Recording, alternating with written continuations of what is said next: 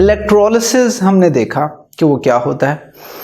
इसकी practical and industrial application भी बहुत हैं एंड हम देखते हैं वन बाय वन जो बुक में दी गई हैं। सबसे पहले दी हुई है कि एक्सट्रैक्शन ऑफ सोडियम। अब सोडियम एक मेटल है, इंडस्ट्रियली इसकी बहुत ज़्यादा इंपॉर्टेंस है।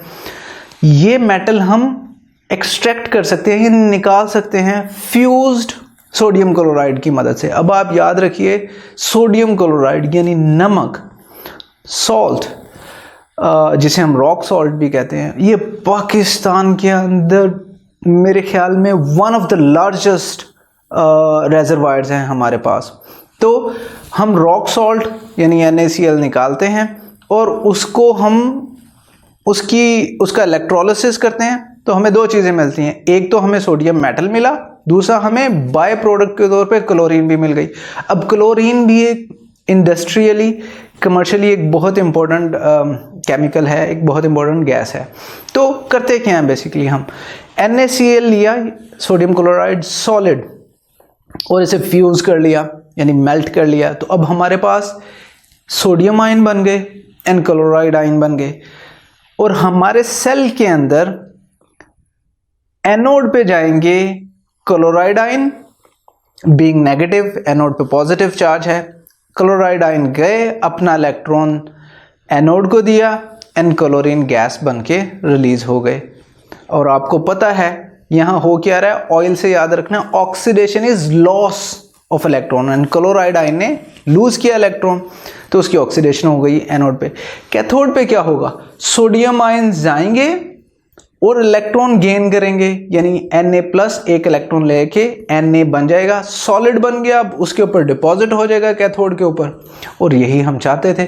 तो अगर हम कंप्लीट रिएक्शन लिखेंगे तो सोडियम एंड क्लोराइड आयंस आपस में मिले, सोडियम सॉलिड बना एंड क्लोरीन गैस हमें एज ए बाय प्रोडक्ट मिल गई।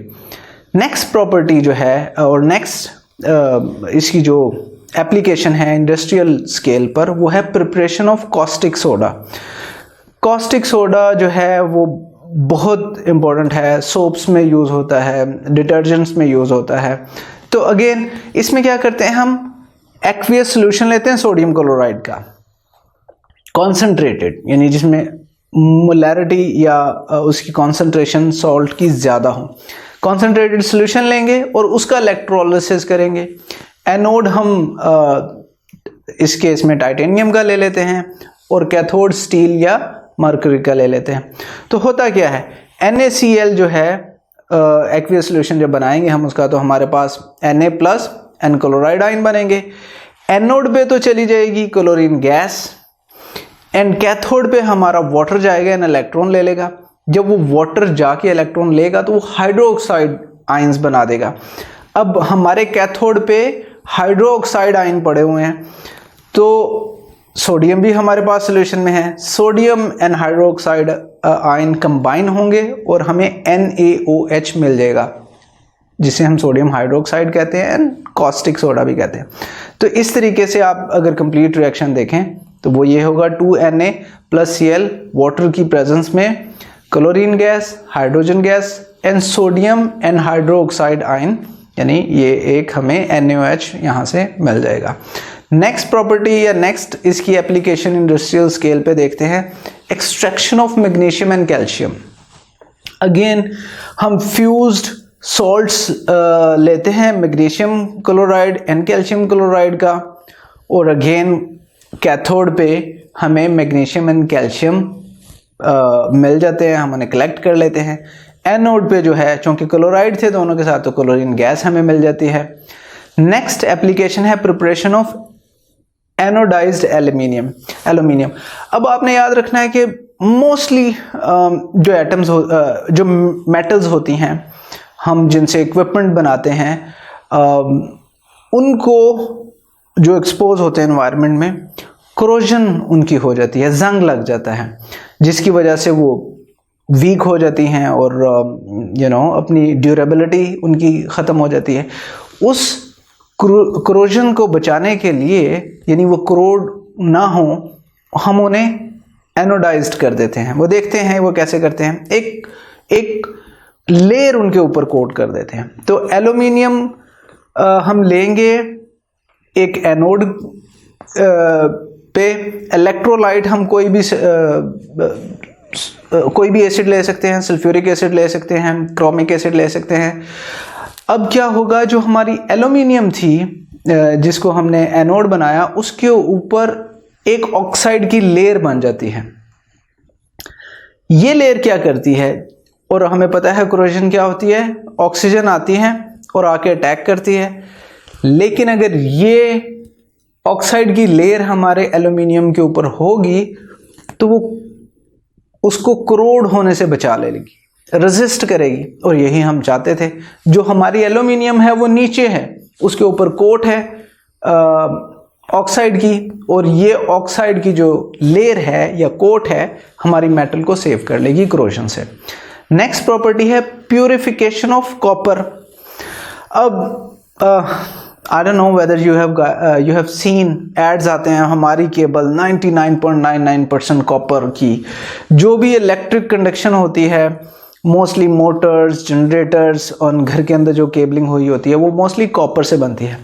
एंड कॉपर जितनी प्योर होगी उतनी कम रेजिस्टेंस प्रोवाइड करती है फ्लो ऑफ करंट में। तो ये बहुत इंडस्ट्रियली, कमर्शियली वायबल ऑपरेशन है जहां हम इलेक्ट्रोलिसिस के थ्रू कॉपर को प्योर कर सकते हैं 99.9999%। तो करते हैं हम क्या है, एनोड पे हम एक इम्प्योर कॉपर ले लेते हैं और एक थिन शीट या बिल्कुल थिन प्योर कैथोड बना लेते हैं कॉपर का, प्योर कॉपर का एक कैथोड की शीट ले ली या एक स्ट्रिप ले ली। एंड सोल्यूशन जो इलेक्ट्रोलाइट होता है हमारा वो होता है कॉपर सल्फेट का। तो होगा क्या, कॉपर के एटम्स इम्प्योर कॉपर एनोड से अपने 2 इलेक्ट्रॉन देंगे और सोल्यूशन में आ जाएंगे। जैसे ही सोल्यूशन में आएंगे, अब वो पॉजिटिव आयन है तो वो नेगेटिवली चार्ज्ड कैथोड की तरफ जाएंगे और जो स्ट्रिप है प्योर कॉपर की उसके ऊपर 1 by 1 डिपॉजिट होना शुरू हो जाएंगे। तो कुछ देर बाद जो हमारा कैथोड है उसके ऊपर प्योर कॉपर डिपॉजिट हो जाएगा और जो इम्प्योरिटीज हैं या इम्प्योर कॉपर है वो हमारा एनोड पे रह जाएगा। नेक्स्ट है plating of expensive metals to prevent corrosion. अब अगेन ये वही है जो पहले हमने पढ़ा था, जैसे copper, silver, nickel and chromium ये एक्सपेंसिव मेटल हैं, तो हम इनके ऊपर एक ऐसी लेयर कोट कर देते हैं किसी लेस एक्सपेंसिव या सस्ती मेटल की, ताकि हमारी एक्सपेंसिव जो मेटल है वो करोड ना हो, ख़राब ना हो। तो ये थी एप्लीकेशन जो हम इंडस्ट्रियल स्केल्स में इलेक्ट्रोलिसिस यूज़ करते हैं डिफरेंट प्रोडक्ट्स को बनाने में या उनको प्रिवेंट करने में कोरोजन से।